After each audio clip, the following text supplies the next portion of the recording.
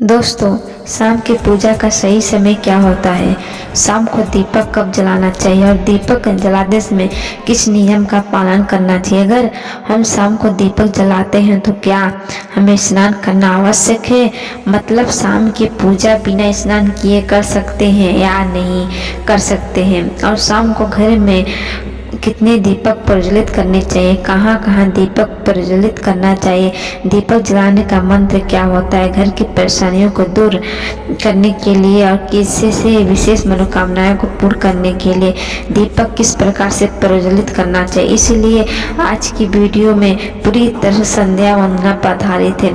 शाम के समय जो आप संध्या वंदना करते हैं, पूजा आराधना करते हैं, दीप प्रज्वलित करते हो, वह किस प्रकार से आपको करना है, किस नियम का पालन करना है। मतलब आज की वीडियो में पूरी तरह से आपको प्रश्नों पर आधारित है, जिनका उत्तर मैं आपको शास्त्रों के अनुसार देने का पूरा प्रयास करूंगी। माता लक्ष्मी के नाम का जयकारा भी जरूर लगाएं, इससे आपको सकारात्मक ऊर्जा की प्राप्ति होती है।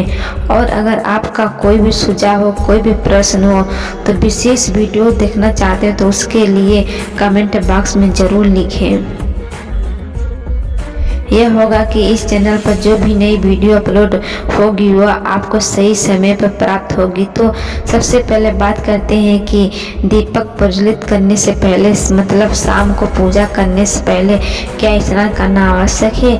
देखिए, शास्त्रों के अनुसार पूजा में शुद्धता आवश्यक होती है, तो जब हम सुबह पूजा करते हैं तब तो स्नान करना अत्यंत आवश्यक होता है। सुबह बिना स्नान के पूजा नहीं करनी चाहिए, लेकिन शाम की पूजा आप हाथ पाँव मुँह धोकर भी कर सकते हैं। जरूरी नहीं है कि आप स्नान करें, पर देखिए, आप चाहे हुआ तो वस्त्र भी बदल सकते हैं या फिर आप सिर्फ हाथ मुँह धोकर कुल्ला कर भी पूजा कर सकते हैं। जैसे कि आपको शाम के समय पूजा करनी है तो दिन में भी आप शुद्धता का ध्यान रखें। जैसे कि आप जब भी टॉयलेट जाते हो तो बाथरूम जाते हो तब उस समय शुद्धिकरण जरूर कीजिए, खोला जरूर करना चाहिए। हर बार जब आप बाथरूम जाते हो तो अगर आप दिन भर शुद्धिकरण का ध्यान रखते हो तो शाम के से बिना स्नान किए भी सिर्फ हाथ पाँव धोकर पूजा कर सकते हैं और चाहे तो स्नान भी कर सकते हैं। जैसे ही गर्मियों के दिनों में तो शाम के समय भी आप स्नान करके पूजा कर सकते हैं। तो बहुत सारी चीज़ें आप स्वयं भी अपने विवेक से निर्धारित कर सकते हैं। आपका अगला प्रश्न है कि शाम की पूजा में दीपक किस समय जलाना चाहिए। तो देखिए, शाम को जो पूजा का समय होता है वह प्रदोष काल का समय होता है। मतलब जिस समय सूर्य का अस्त हो रहा होता है उस समय हमारे घर में दीपक प्रज्वलित हो जाना चाहिए। जब जैसे आप लोगों के प्रश्न आते हैं कि कितने बजे दीपक जलाना चाहिए शाम को, देखिए शाम को सूर्यास्त का समय हर मौसम में अलग अलग हो। जैसे कि सर्दियों चल रही होती है तो 5:30 तक सूर्य हो जाता है। जैसे गर्मियों के समय में 6:30 से लेकर 7 बजे तक के ऐसे सूर्यास्त का समय होता है। कई बार 7:30 का टाइम हो जाता है। गर्मियों में तो प्रत्येक समय में सूर्यास्त का समय अलग अलग होता है, इसीलिए एक सही समय बताना ही इसी समय दीप प्रज्वलित करें यह बहुत मुश्किल होगा या ठीक भी नहीं होगा कि एक ही समय हर बार हम दीप प्रज्वलित नहीं कर पाए। इसीलिए संध्या काल का ध्यान रखिए। जब संध्या काल का समय होता है, मतलब सूर्यास्त का समय हो रहा होता है, उस समय आप अपने घर में दीपक प्रज्वलित कर दीजिए। और अब बात करते हैं कि कितने दीपक आपको अपने घर में प्रज्वलित करने चाहिए। शास्त्रों के अनुसार संध्या काल में प्रतिदिन अपने घर में मुख्य द्वार पर एक दीपक जरूर जलाना चाहिए। इससे क्या होता है कि शास्त्रों के अनुसार शाम के समय प्रतिदिन अपने घर के मुख्य द्वार पर एक दीपक जरूर जलाना चाहिए। इससे क्या होता है कि शास्त्रों के अनुसार शाम के समय संध्या काल में लक्ष्मी माता और उनकी बहन दरिद्रता दोनों ही भ्रमण पर निकलती है। तो जिस समय घर पर मुख्य द्वार पर दीपक प्रज्वलित होता उस घर में महालक्ष्मी प्रवेश कर जाते हैं। जिस घर में मुख्य द्वार पर दीपक नहीं जल रहा हो उस घर में दरिद्रता प्रवेश कर जाती है। तो इसलिए महालक्ष्मी का प्रवेश की जाती है। जिस प्रकार घर के मुख्य द्वार पर दीपक नहीं जल रहा है, उसे घर में दरिद्रता प्रवेश कर जाती है। इसलिए महालक्ष्मी का प्रवेश आपके घर में हो, इसके लिए घर के मुख्य द्वार पर एक दीपक जरूर प्रज्वलित करना चाहिए। और हाँ, घर के मुख्य द्वार पर जो दीपक प्रज्वलित किया है संध्या काल में, इसके बहुत सारे फायदे शास्त्र में बताया गया है। शास्त्रों के अनुसार संध्या काल में जिस घर में मुख्य द्वार पर दीप प्रज्वलित होता है, उस घर में किसी भी प्रकार की नकारात्मक ऊर्जा प्रवेश नहीं करती। कोई भी वास्तु दोष आपके घर में अगर आप मुख्य द्वार पर दीप प्रज्वलित करते हो तो समस्त प्रकार के वास्तु दोष से मुक्ति मिल जाती है। अगर आपके घर में पित्त दोष है जिसकी वजह से परेशानियां आपके घर में बनी हुई है, तो घर में मुख्य द्वार पर जो हम दीप प्रज्वलित करते हैं, इसके से घर का पवित्र दोष भी समाप्त हो जाता है। इसके अलावा घर में किसी भी प्रकार की अशांति रहती हो या फिर आपके घर में बीमारियां बहुत रहती है, तो कलेश रहता है, आर्थिक तंगी रहती है, तो घर के मुख्य द्वार पर हम दीप प्रज्वलित करते हैं तो समस्त प्रकार की परेशानियों से, दुखों से आपको मुक्ति मिल जाती है। इसीलिए घर के मुख्य द्वार पर दीप प्रज्वलित करना अत्यंत आवश्यक होता है। शास्त्रों के अनुसार घर के मुख्य द्वार पर एक दीप आवश्यक ही होना चाहिए। अब बात करेंगे दूसरे दीप की। जो दूसरा दीपक आपको अपने घर की तुलसी के पास प्रज्वलित करना चाहिए। शास्त्रों के अनुसार अगर शाम के समय संध्या का तुलसी के जड़ के पास अंधेरा रहता है, ऐसे घर में दरिद्रता का अस्थायी वास बन जाता है। और जिन घरों में शाम में के समय तुलसी के पास दीप प्रज्वलित किया जाता है, ऐसे घर में लक्ष्मी का वास होता है। श्री हरि विष्णु सहित महालक्ष्मी ऐसे घरों में वास करती है। तो आपको प्रयास करना चाहिए कि शाम के समय तुलसी के पास एक दीप अवश्य प्रज्वलित करें।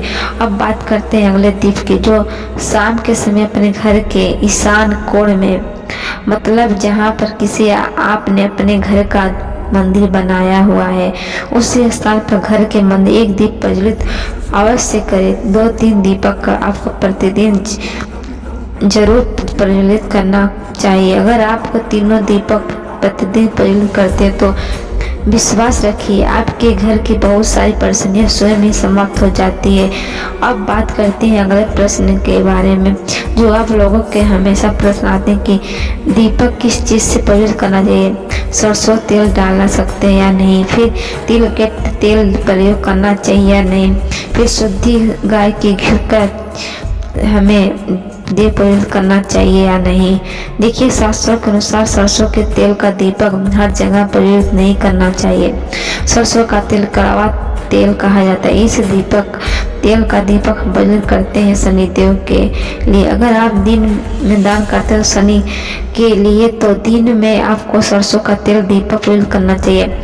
और आप चाहे तो जैसे भी पीपल का वृक्ष होता है वहाँ पर भी सरसों के तेल का दीपक प्रज्वलित कर सकते हैं। या फिर भैरव देवता होते हैं, उनके लिए भी तेल का दीपक प्रज्वलित करना जाता है। इसके अलावा कहीं भी सरसों के तेल का दीप प्रज्वलित करने की बात शास्त्रों में नहीं कही गई है। शास्त्रों को न किसी भी देवता के नियमित से हम दीप प्रज्वलित करते तो हमें गाय का घी डालकर ही प्रज्वलित करना चाहिए। अब देखिए, ऐसे समय में जबकि गाय का शुद्ध घी नहीं मिल पाता है, तब हमें क्या करना चाहिए, तब आपको गाय का घी का नाम पर जो भी घी मिला है उसे शुद्ध घी मिला जाता है, उसका प्रयोग कर सकते हैं। या फिर चाहे तो तिल के तेल का दीप प्रज्वलित कर सकते हैं। तो प्रतिदिन जो आप दीप प्रज्वलित करते हैं तो अपने घर में चाहे घर के मुख्य द्वार पर प्रज्वलित करें या फिर तुलसी के पास प्रज्वलित करते हैं या फिर घर के ईशान कोण के प्रज्वलित करते हैं, तो सभी दीपक आप तेल के या शुद्ध घी का प्रज्वलित करें। और हम जब दीपक प्रज्वलित करते हैं, जैसे कि मुख्य द्वार पर ज्योतिष प्रज्वलित करेंगे या फिर तुलसी के पास दीप प्रज्वलित करते हैं या फिर घर में जो दीपक प्रज्वलित किया जाता है, तो एक चीज़ का ध्यान रखना चाहिए, कभी भी दीपक सीधे जमीन पर नहीं रखा जाता है। दीपक रखते समय प्रतिदिन दीपक के नीचे थोड़ा सा आप चाहे तो चावल रख सकते हैं या फिर चाहे तो थोड़े से पुष्प रख सकते हैं। या अगर दीपक के नीचे चावल रखते हैं तो इस बात को आपको ध्यान रखना चाहिए कि चावल अखंडित होना नहीं चाहिए, क्योंकि ऐसे माना जाता है कि अगर टूटे हुए चावल का प्रयोग हम पूजा में किसी भी प्रकार के चाहे दीपक नीचे रखते हैं या फिर अक्षत के रूप में करते हैं, इससे घर में दरिद्रता आती है। इसीलिए खंडित चावल होने चाहिए।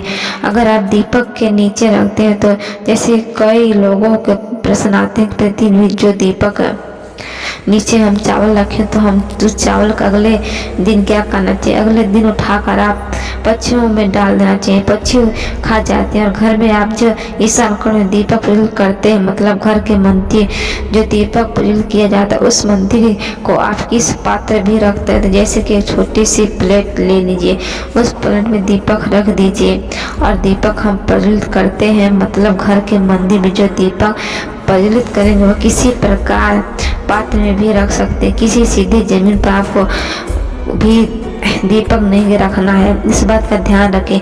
और आपका अगला प्रश्न है कि शाम की पूजा करते समय किसी मंत्र का जाप करना चाहिए। दीप प्रज्वलित करते समय दीप जलाने का मंत्र क्या होता है, तो देखते हैं दीप जलाने का मंत्र मैं आपको बता देती हूँ। आप अगर जप करते हैं तो जरूर जप लीजिए, अगर आप मंत्र नहीं जप पाते तो शाम के समय जब दीपक प्रज्वलित करते उस समय आप किसी भी प्रकार के मंत्र जाप कर सकते। जैसे कि आप चाहे तो माता रानी, कृष्ण, कन्हैया के किसी मंत्र जाप करते हैं, कोई आपको इष्ट देवता को तो उनके मंत्रों का भी जाप करते हैं, दुर्गा चालीसा, हनुमान चालीसा करते हैं, दीप प्रज्वलित करते हैं। जरूरी नहीं कि आप दीप जलाने वाला मंत्र ही पढ़े, किसी मंत्र को भी पढ़कर आप दीप प्रज्वलित कर सकते हैं, संध्या वंदन कर सकते हैं। क्योंकि शास्त्रों में कहा गया है कि मौन रहकर किसी भी पूजा नहीं करनी चाहिए। जो शुभ कर्म होते वह मंत्र उच्चारण के साथ ही संपूर्ण किए जाना चाहते हैं, इसीलिए मंत्र उच्चारण आवश्यक है। कोई भी मंत्र जपते हुए आप पूजा कर सकते हैं, संध्या वंदना कर सकते हैं। लेकिन दीप जलाने का जो शास्त्रों के अनुसार मंत्र है वह मैं आपको पढ़कर बता देती हूँ। मंत्र है शुभम करोति कल्याणकुरम धन संपदा सूत्र बुद्धि विनाशे दीप ज्योति नमस्तु दीपो ज्योति परम ब्रह्मा दीपो ज्योतिर जनार्दन दीपो रहत मैं पापम संध्या दीप नमोस्तुते। इस मंत्र का जाप दीपक प्रज्वलित करते समय करने से कहा जाता है कि सभी प्रकार के पापों का मुक्ति मिल जाती है और दीप देवता जो होते हैं वह हमारे जीवन में प्रकाश करते हैं। तो बहुत आसान है यह मंत्र, अगर आप लोगों को नियमित पढ़ेंगे तो निश्चित आपको याद हो जाएगा। दीपक प्रज्वलित करते समय आप बिना देखे भी पढ़ पाएंगे भी। आप चाहे तो इसे किसी कागज पर लिख कर रख सकते हैं, घर के मंदिर में रख दीजिए जहाँ पर आपको दीप प्रज्वलित करना है। तो आज जब दीपक जलाएंगे तब इस मंत्र को देख कर पढ़ सकते हैं और कुछ दिनों में तो याद ही हो जाता है कि यह आज की वीडियो में इसे शाम की पूजा संबंधित, शाम के दीपदान से संबंधित है। संपूर्ण जानकारी मैंने आपको शेयर की है।